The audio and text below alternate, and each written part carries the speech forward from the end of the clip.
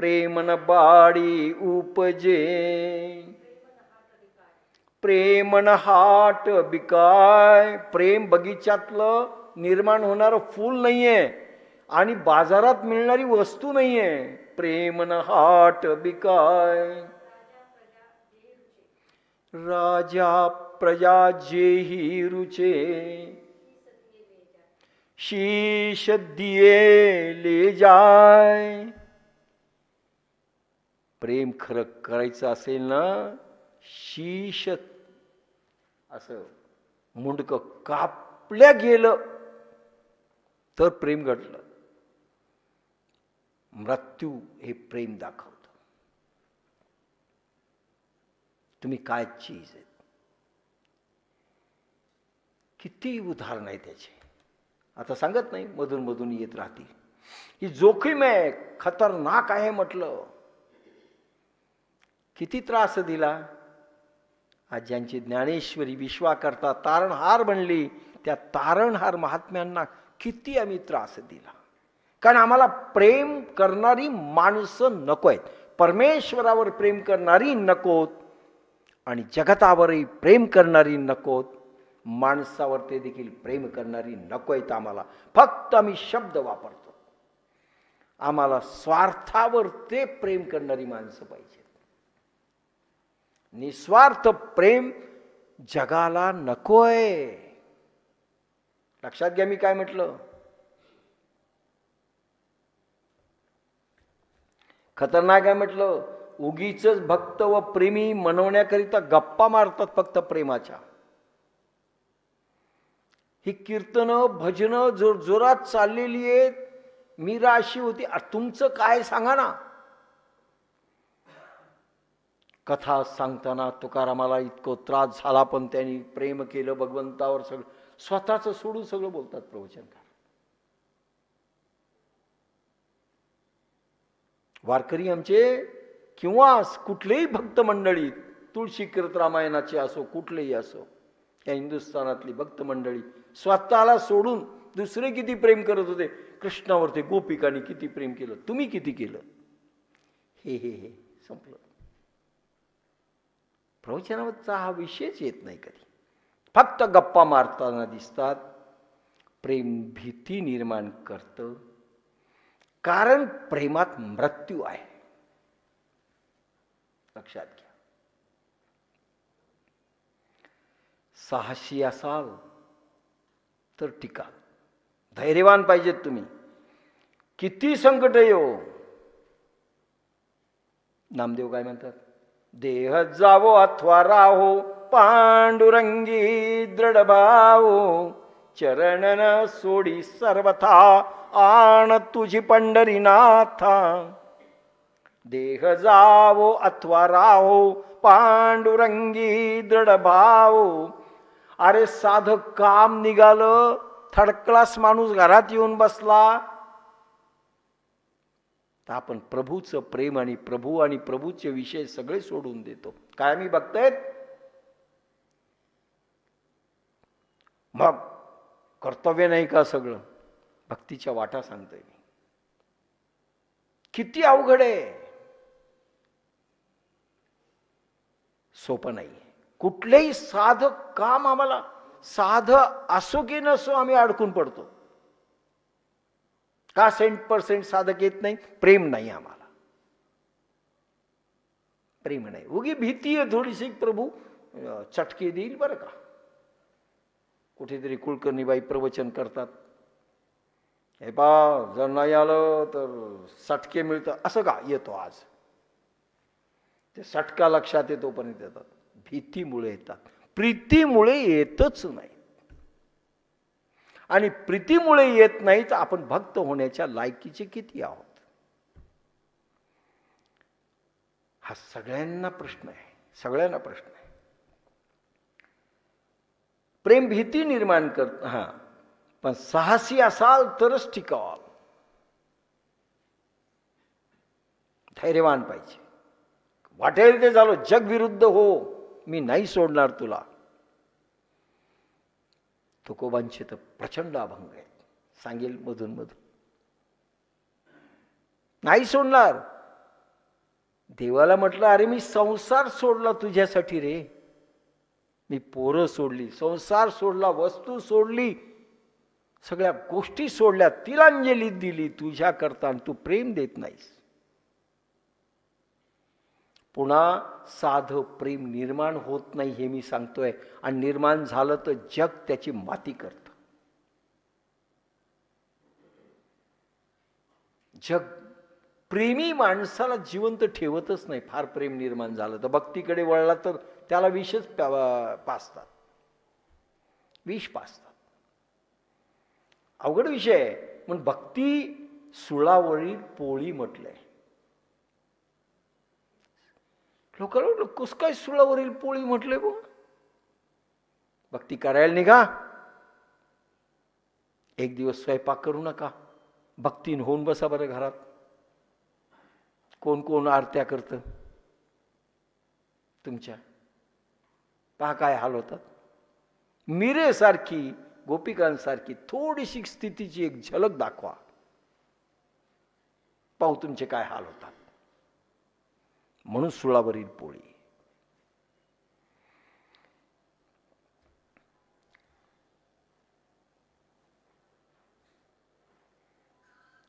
प्रेमाची नाव, प्रेमाची शाल पांघरून खांद्यावर घेऊन तुम्ही चाललात तर पुनर्जन्म होतो.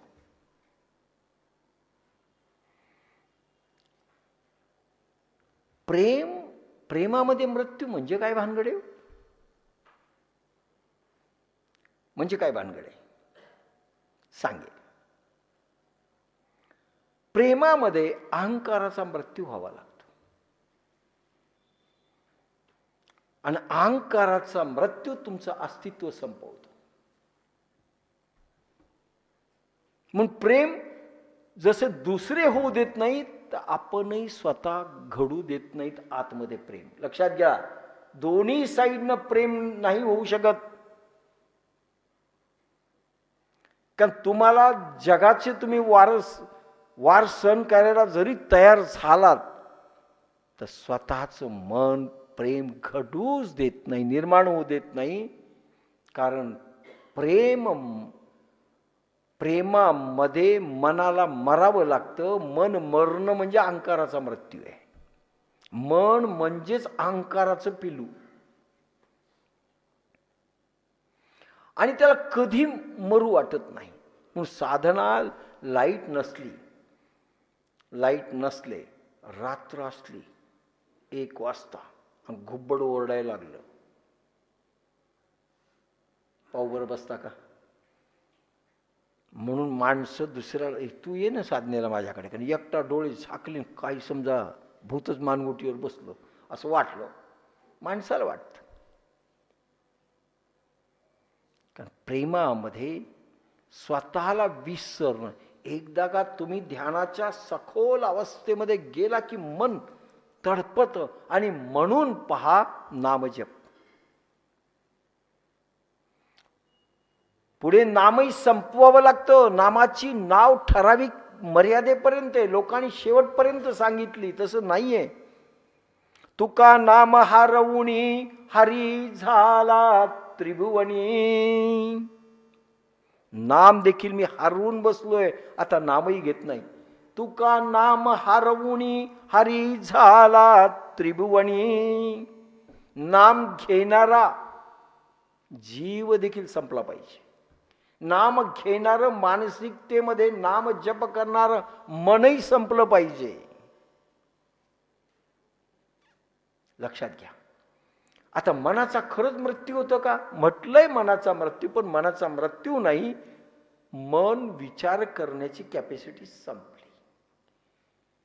मन आता विचार करत नाही, मन फक्त प्रभूचा रसाचं अमृत पान करून मस्तीमध्ये असतं. मत्तो भवती. लक्षात घ्या.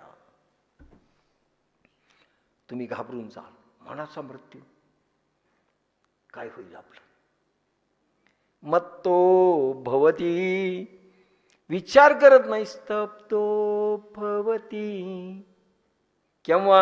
आत्मा रामो भवती.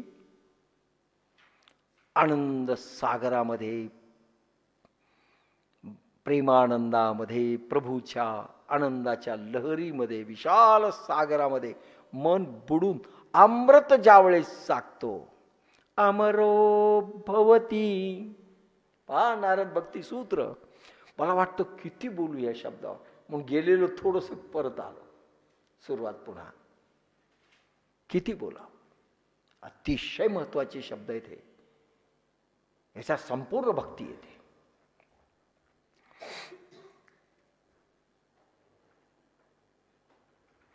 तो एकांतामध्ये प्रसन्न असतो, एकांतामध्येही प्रसन्न. कधी साधना जर घटित झाली प्रेमाने, पहा तुम्ही किती प्रसन्न असता.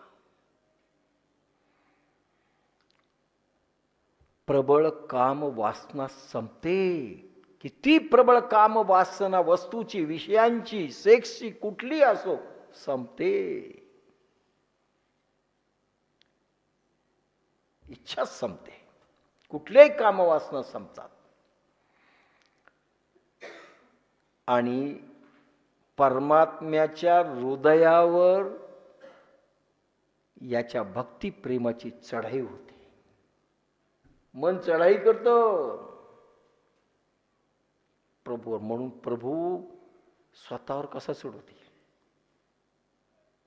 हृदयावर. हृदयावर प्रभूच्या राज्य करायला मिळतं. म्हणून मत्त होतात, उन्मत्त होतात भक्तीमध्ये. प्रेममय, प्रेम मंथन केले की भक्तीचं नवनीत त्याच्यातनं प्रगटतं. अफाट प्रेमाची नदी व्हायला लागली, ती मंथन केली की तिचं नवनीत लोणी म्हणजे भक्ती. शाश्वत प्रेमामध्ये मन बुडून जात. ध्यान प्रेम सांगतोय. आणि कोणती स्थिती प्रगटते? आत्मारामो भवती. त्यावेळेस मन स्तब्धो भवती. अमृतो भवती. सारखं अमृत पान करतं. त्याला आता जगातली गोडी नको वाटते. आणि ज्यावेळेस जगाची गोडी नको वाटते त्यावेळेस माणूस म्हणतो, सोने रूपे आम्हा मृतिके समान. कारण जो अमृताची धार प्राशन करतो त्याला कुठली विषयांची, गुलाबजामुची धार, श्रीखंडाची धार, बासुंदीची धार आता चाखू वाटत नाही.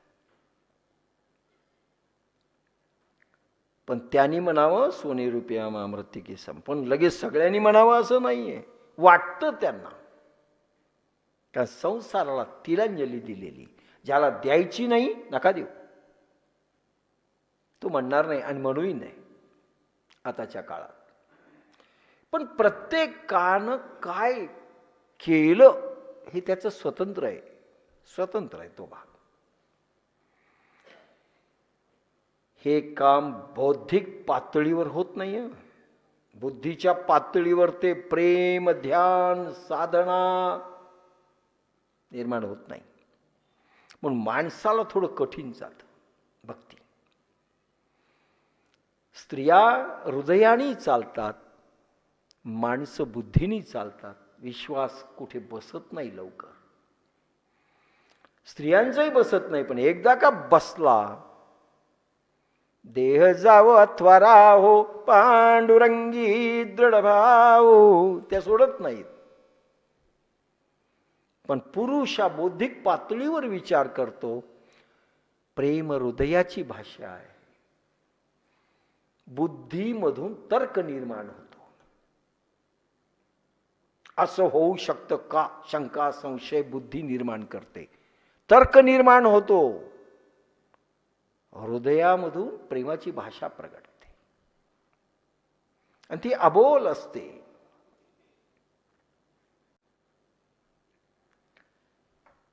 शास्त्रज्ञानाने प्रेमाची व्याप्ती समजणार नाही. पण प्रेमावर फार कमी बोललेत लोक. एखादा अफाट प्रेमामध्ये तुम्ही असाल ना भगवंताच्या, तो अनुभव तुम्ही शब्दात व्यक्तच करू शकत नाही. ज्यावेळेस तुम्हाला प्रचंड खुमारी असते वैराग्याची, त्यावेळेस तुम्ही तोंड उघडू शकत नाही. आणि ज्यावेळेस तोंड उघडता त्यावेळेस वैराग्याची खुमारी संपलेली असते. म्हणून ती खऱ्या अनुभवाची अभिव्यक्ती त्या शब्दातनं प्रगटच होऊ शकत नाही. कसा होता आनंद? काय सांगा, बस होता. काही सांगताच येत नाही. किती होता? खूपच होता. सांगूच शकत नाही. शेवटी एक शब्द येतो, सांगू शकत नाही. शास्त्रज्ञानाने हे होत नाही. वाचून गाऊन लीलामय व्हावं लागतं. आपल्यामध्ये कृष्ण उतरावा लागतो, गोपिका उतराव्या लागतात, घटना उतराव्या लागतात, मीरा उतरावी लागते. नाही प्रत्यक्ष नाचलं तरी थैथयाट तुम्हाला अंतर्मनाने करावा. चांगलं नाही जगात असं नाचलं. अरे बसल्यानंतर नाचा ना. तुम्ही नाचतायत, तुमचे 4 देह नाचतायत, होऊ द्या. टाहो फोडतायत.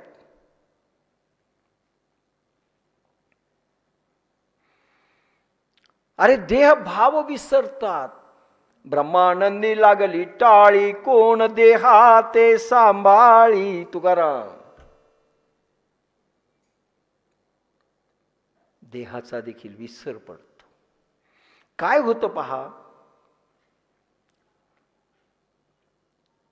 गीत, तुमचं भजन, तुमचं अभंग, तुमचं भक्तिगीत भावपूर्ण म्हटलं की ती प्रार्थना बनते. ती प्रार्थना बनते. व त्याच्यातनं जर आनंद मिळाला तर ती पूजा होते. कोरडं तुम्ही प्रेमाने नाही गायलात भजन देखील भक्तिपूर्ण नाही. म्हणून मला कधी ऐकू वाटत नाही ज्यावेळेस भक्तिपूर्ण गात नाहीत आपले साधक निदान. काय कोरडे शब्द. ती प्रार्थना होत नाही. प्रभू का प्रगट नाही? कारण त्याला भाव पाहिजे. भाव गीत, त्या गीतातून भाव प्रगटले पाहिजेत. आणि कसे अभंग म्हणजे न भंगणारे भाव प्रगटले पाहिजेत. अभंगवाणी तुके यांची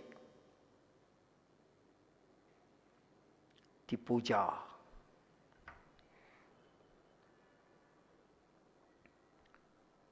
तीन दरवाजे आहेत. माणूस जन्मल्यानंतर 2 दरवाजातून तो प्रत्येक जण जातो. पहिला दरवाजा एंट्री जन्मल्याबरोबर घेतली म्हणजे जन्म झाल्याचा दरवाजा. यू एंटर्ड इन मायादेवी साम्राज्य. मायादेवीच्या विश्वामध्ये तुमचं पदार्पण झालं, जन्म झाला. एका दरवाज्यातनं आत आले. दुसरा प्रवास कुठे चाललाय? मृत्यूकडे, दुसऱ्या दरवाजाकडे. आपण birthday, happy birthday to you. कशाचा बर्थडे? जन्म झाल्याबरोबर त्याचा प्रवास मृत्यूकडे चालतो. प्रवासच मृत्यूकडे. प्रत्येक माणसांचा, प्रत्येक जीवाचा, प्रत्येक प्राण्याचा, डुकरापासून ते कुत्र्यापर्यंत, मांजरापासून ते पशुपक्ष्यापर्यंत जन्म झाला की मृत्यूकडे प्रवास असतो. हे 2च दरवाजे माहिती आहेत. तिसरा दरवाजा फक्त मानव देहात अज्ञात आहे. आणि तो दरवाजा आहे प्रेमाचा. म्हणजे एकीकडे जीवन, एकीकडे मृत्यू. मध्ये प्रेम निर्माण झालं तर त्याच्यामध्ये मेलं पाहिजे. लक्षात घ्या. जीवन संपायच्या आत जिवंतपणी मेलं पाहिजे. लक्षात घ्या. तुकाराम महाराज म्हणतात ना, बोलो अबोलणे, मी बोलताना दिसतोय पण अबोल आहे. कशी स्थिती असते सांगू का? वशिष्ठ, भगवान वशिष्ठांचा आश्रम आणि जरा कॉम्प्रोमाइज झालं विश्वामित्राचा आश्रम, हे समोरासमोर, मध्ये आमची गंगा माता. ह्या तीरावर वशिष्ठ, पहिलं तीरावर विश्वामित्र. आता विश्वामित्र सगळं सोडून आले होते, बायको नाही, कोणी नाही, मेनका वगैरे त्याही पळून गेल्या, कोणीच नाही. म्हणून माता अरुंधती, वशिष्ठांची पत्नी, ही डब्बा पाठवायची, स्वतः घेऊन जायची, डबा नाही पाठवायची. स्वतः विश्वामित्राकरता डबा घेऊन जायची, जेवण. एकदा नदीला महापूर आला, गंगा नदी दुथडी भरून वाहत होती. आमच्या माता म्हणाल्या, मातोश्री, वशिष्ठांना की कसं आता जावं, विश्वामित्र उपाशी राहतील, काय करू? त्यांनी सांगितलं, सांग गंगेकडे जाऊन, जे कृष्णांच्या काळात एकदा घडलं, मी आता नाही सांगत ते.